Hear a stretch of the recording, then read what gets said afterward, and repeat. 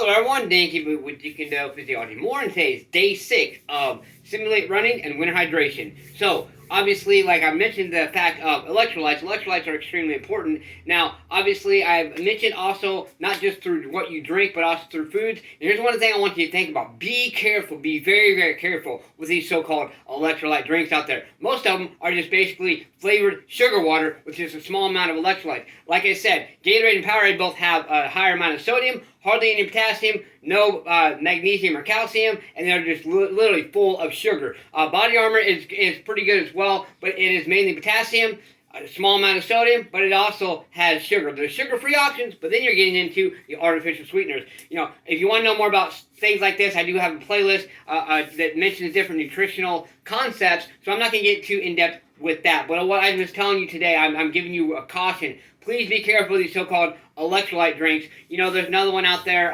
called Prime. I don't even really know how they can call that an electrolyte drink because it really does not have a full amount of electrolytes. Like I said, sodium, potassium, calcium, and magnesium. Those are your 4 main electrolytes. Those are the ones you should be getting. One good way to get that, Himalayan pink salt actually has, believe it or not, I don't know the exact amounts, but Himalayan pink salt actually has sodium, potassium, calcium, and magnesium. It has all 4 of your electrolytes. Like I said, I don't know to the extent it does. That's why I started eating more Himalayan pink salt. That is one of the ways that I get hydrated. I actually literally eat a little bit, yes, just straight salt, eat Himalayan pink salt a little bit before my training, you know, pretty much every day, especially if I'm going to be sweating a lot, or if it's warm out, or if I'm dressing warm, or do a long run, lots of cardio. I'm definitely going to be eating more Himalayan pink salt. I also drink, you know, a little bit of apple juice to get a little bit extra potassium, because I'm sure Himalayan pink salt probably don't have a lot of potassium, and like I've already mentioned, anytime you increase your sodium, you want to increase your potassium, because on a daily basis, you must get more potassium than you do sodium.